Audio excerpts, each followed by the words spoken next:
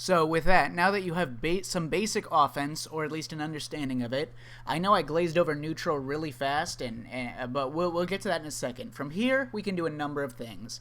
Now, because of my big fat brain, I've been strategically using different characters for each of these lessons to highlight some bullshit, but I've only touched on a few of them overall, and barely anything that makes them stand out.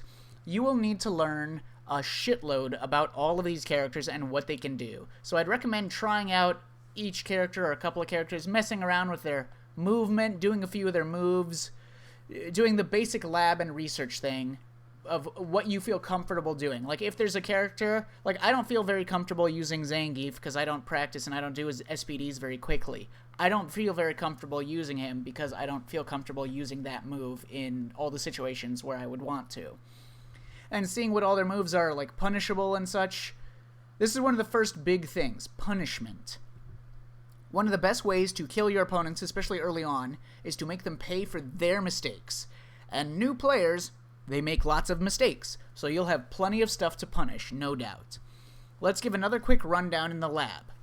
Alright, so I'm going to just do some of Rashid's moves.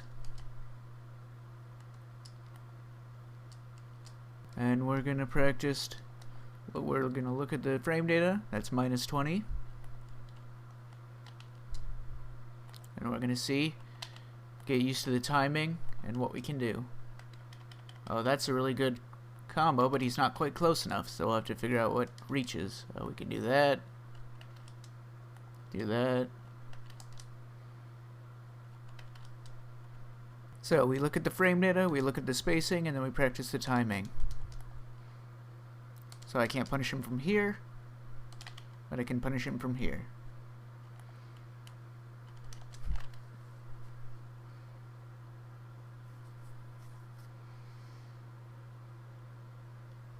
We want to be able to react when he does various things, so like...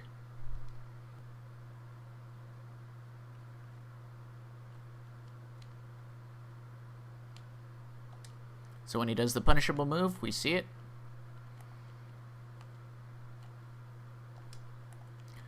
And we respond accordingly.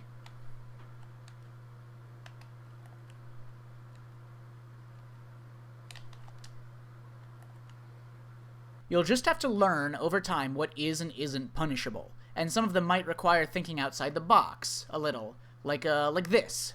Maybe if an Abigail player has I don't know, activated this on block. That's not what I wanted. He might want to go for like a command throw. That's a situation that could happen. It used to happen way more frequently, but not so much anymore. But like if you try to jump out, if you're holding up back to get away from a command throw, you'll get hit low like this, or if you're mashing back, you'll get hit low. So that's why you get hit by this. But if he does that, you can, with M. Bison in this very specific situation, you can forward dash, and the invincibility of M. Bison's unique forward dash dodges this attack. And then you can get a punish. Alright, so if you Fong in this situation, you can get a unique combo here as a punish. Oh, fine, keep fucking out. By heavy punch, it'll trade, and I'll be +7. I can do another heavy punch and go for that. So in this situation, if Jury does this block string or something into this light fireball, after I block this low, I can hold backwards, and then if I see it,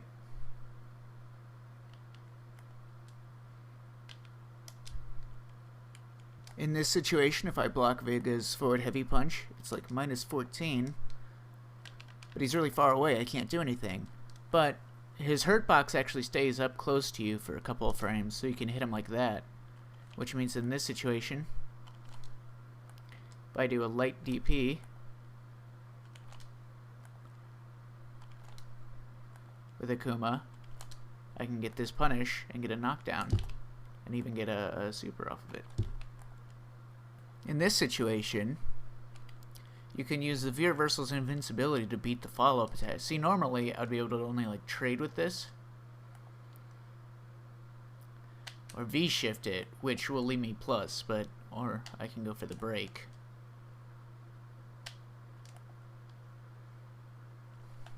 I could super through it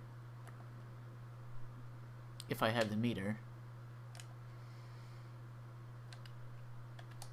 But I could just do this.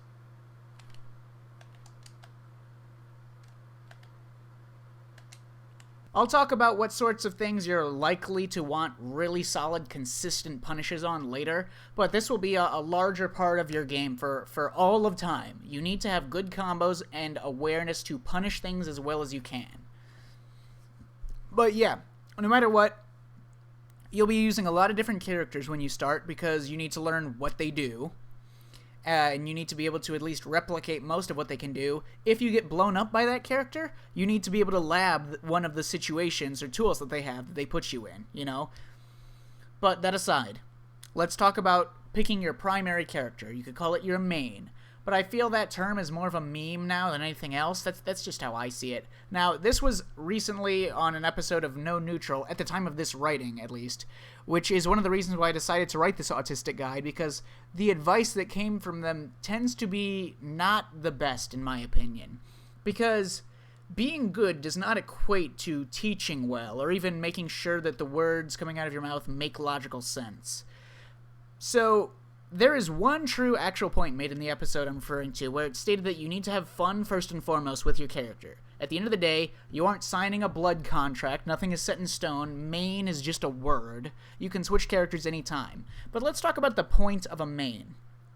If you stick to one character, it's kind of like emotional support through the tough turmoil of improving when you hit the inevitable roadblocks. If you run into trouble and you aren't committed to your character, you might flee to a different character instead of maybe learning how to beat what you were stuck on.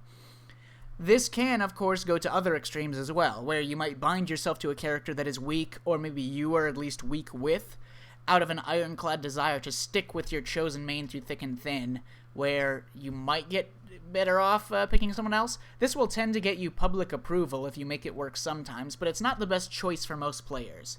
But yeah, you will develop a weird kind of complex about the character that you play, for better or for worse.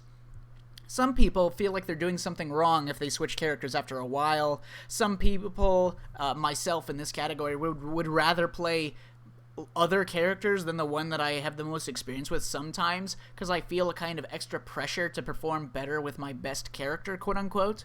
And like, with any mental struggle or stupid hang-up, you can fix these things over time with consistent diligence.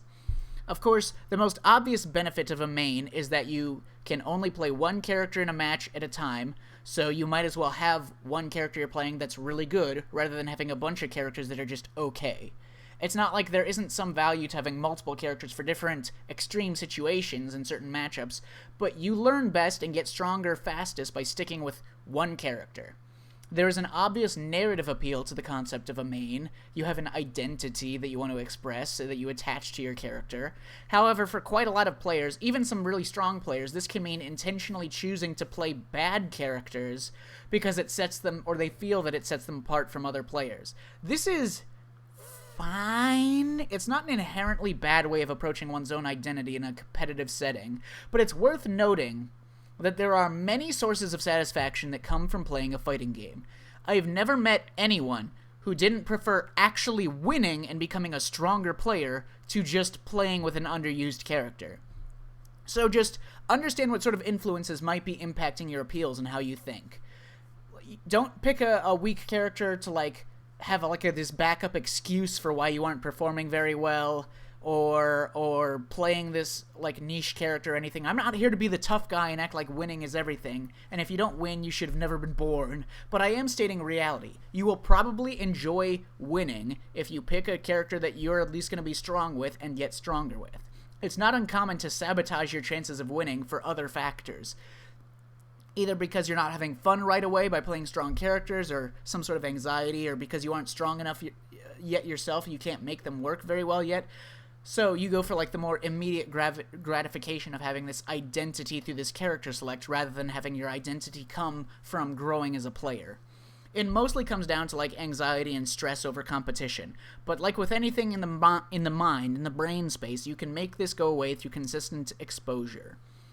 So I would say winning a lot will make you feel good. It's not that hard to win a lot once you buckle down and train and play for maybe, I don't know, an hour or more each day, so that you get constant exposure and stop being afraid of other players and of or of the meaningless consequences of failure, the non-existent consequence of failure. The more you look at failure as just a means of testing things out and doing whatever, seeing what can be learned, and just having more raw data to work with, the easier it will get. This also impacts how you play matches. A lot of the time, you should play to learn rather than play to win. Like I said, draft a game plan for a matchup, or just in general, a game plan in general with your character, and stick with it through a match. If you make adaptations, only do things that fit within your game plan as it stands. Use each match to practice very specific things. Identify the situations before they happen, and look out for those situations you want to test so you can test the things you want to test. Say that the opponent keeps getting out of the corner on you. Go into a match with the idea of the corner in mind, and what you'll do when you get a corner knockdown, so that when that situation happens, you'll remember what you wanted to try out. You know, like that's a technique ADHD people like me have to use when we can't remember what we even fucking came here to do, like normal people. All of these things should help you make each match more productive in the long term, and also relieve you of some of your anxiety about playing people, so long as you do it every day and keep up and, you know, remind yourself of your ideal mentality. But anyways, back to the main character discussion. Really, at the end of the day, you want to win. Even if it's not super competitive, even if you don't feel a competitive urge, if it's just against your friends or whatever, but yeah, you want to win. You want to do cool shit. You want to be impressed with yourself. You want to feel growth. I mean, since fighting games as a genre are so crowd control heavy, if you aren't winning, you probably aren't even able to do the things you even want to do because you're getting your ass beat, you know? If you're losing, you may very well, like, just be stuck in block stun, getting hit over and over and not being able to play at all. But does that mean that you should just pick the best character in the game and call it a day? Well, let's look at character strength for a moment. Different characters have different strengths, and different characters will teach you different things. And if you're diligent, you can apply those concepts to other characters as well. Long term, nothing really matters. You can always just learn more and switch to a different character, different main, but in the short term, as a new player, like I said, fun is the priority.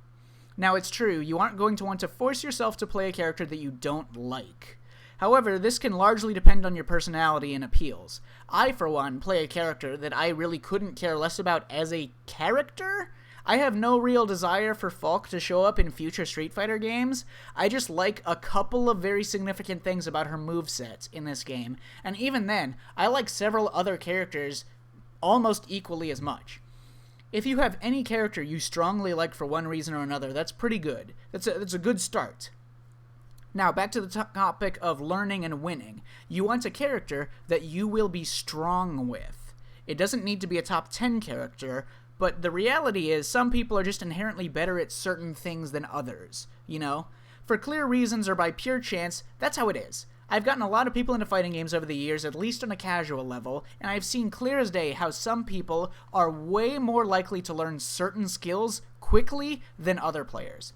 I had one guy who was so goddamn good after the only fighting game he's ever touched was like some Smash he played very casually with his friends. He picked up special moves in like less than a minute. He did super inputs basically just as fast, and within 3 days of playing with him, he could take games off of me in MKX when we were playing it.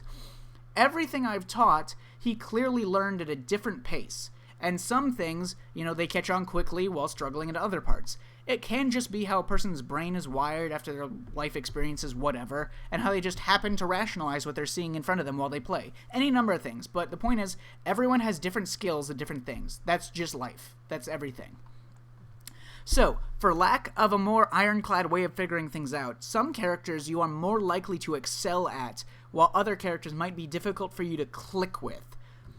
Even if a character is perceived as weak on like a tier list or something, it might be a character you click with very quickly or very easily. You understand their tools. Of course, this also runs into the trouble of gimmicks and bad habits. Right away, you can pick up characters that will get you wins. Like, you can pick up characters that weak players have trouble dealing with and take some games easily, and this will give you a false sense of strength, but that's not quite the same thing as having an inclination to click well with the character's tools and game plan, since relying on gimmicks that can be beaten by better players, even slightly better players will be able to stop you cold turkey from doing, is going to leave you with an empty shell of a character if the gimmicks are all you feel you gel with for them. because they're netting you a couple of wins every now and then. It's also true that different skill levels of play have different tier lists for which characters are strong and which are weak. So a strong character to a top-level player won't be as strong to you or your peers of a lower skill level. At the end of the day, you can main anyone, and my input is, like anyone's, at least somewhat biased based on my interpretation of the character strength, and of which characters I might like. But here is my opinion for what it's worth. If I don't know shit about you, not a single thing, gun to my head, I have to tell you which character to main, I would pick Colleen in the current state of the game. Colleen is very strong in a straightforward way. There's still a lot you can do with the character and have fun exploring and learning, all sorts of useful tools to employ as you see fit, with a huge amount of practice or planning, or without a huge amount of practice or planning necessary. There's not a ton of really bad habits that you'll be taught early on from her moveset. You have good matchups generally across the board. You can consistently learn every skill that you need to, thanks to good buttons, good block strings, confirm sequences, good Oki, good footsies, everything, to keep training yourself. Offense, defense, mix-ups, pressure, just good. But yeah, just keep those things in mind. Maybe experiment around. I really, I click with Fong. You know, I did not try him for an incredibly long time, but I click with his toolkit very well. It felt very natural to me once I started playing with him. He's my secondary now. You should probably pick a character that is strong and not too hard to use the tools of. And if you can learn to be strong with a character you really like from the outset, that's even better. Now, once you have your character you're really going to hit the books and put a lot of effort into improving your skills with, well, you'll need to learn that character. Learn as much as you feel motivated to learn right away. You don't have to sit there for a couple of hours or anything. Every character should have handy guides online, some smaller, some shorter, some longer, some for beginners, some for people who know how things work a little bit better. You can just go in blind and experiment yourself, make up some of your own tools, combos, setups, game plan, strategies, develop them as you go if that's your thing. Just remember what I said about the different situations. In general, umbrella of situations known as like defense, neutral, and offense. The three main situations. Your character probably has a few unique defensive tools, even something just as simple as being able to walk backwards faster than other characters, or having good anti-air moves. Either good in that they're easy to use, or good because they can deal a lot of damage and have good knockdown pressure. These are all really threatening because of that. But on the whole, a lot of defense is universal in this game. You can pick up a character you know nothing about and defend yourself just fine with like the universal mechanics once you've developed your core defense a bit. With your main, you need game plans, and you should probably start from the basis of seeing what your main's tools can do.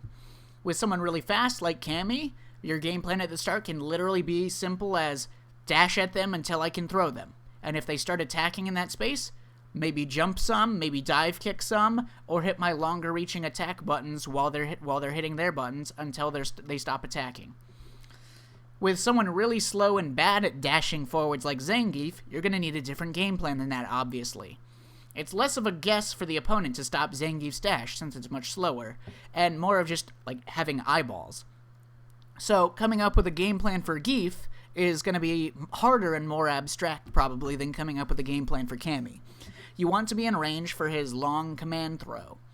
A type of move some characters have that is like an unblockable and also untechable throw with oftentimes more reward and more risk than a normal throw. With Zangief, you'll only be in range to throw the opponent if they don't stop your dash or other things that will move you forwards, like jumping, his forward medium kick, his flying knee attack, or if you just walk into range.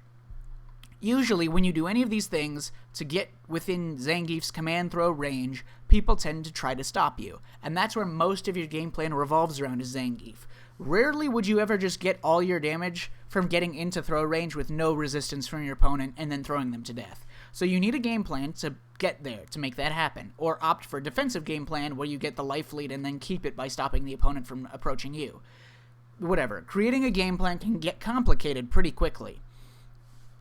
And with your character, you need to have offense of some kind. You should have frame traps that can lead to combos if you get counter hits or counter hits, and find lots of situations to be within throw range or whatever else your character does to apply offense. You need to have some combos. You need to know what offense you can apply after those combos. It doesn't have to be perfect, but just make sure you have an offensive play, that if you win neutral, you can at least damage the opponent somehow.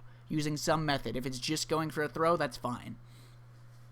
Some part of your game plan is, if the opponent is doing nothing, I need to damage them. Now, depending on what you have the most initial fun with, once you have that baseline understanding of the game, even if you don't practice it, just so long as you understand it, you can go ahead and start playing real matches, or you can study the game and the other characters much more thoroughly to figure out what's punishable and how. You can study your own character more. You can set up little mini challenges for yourself in training mode, and I'll give you a couple examples of those as we go. There are a ton of different ways to start developing your fundamental skills and game knowledge from here.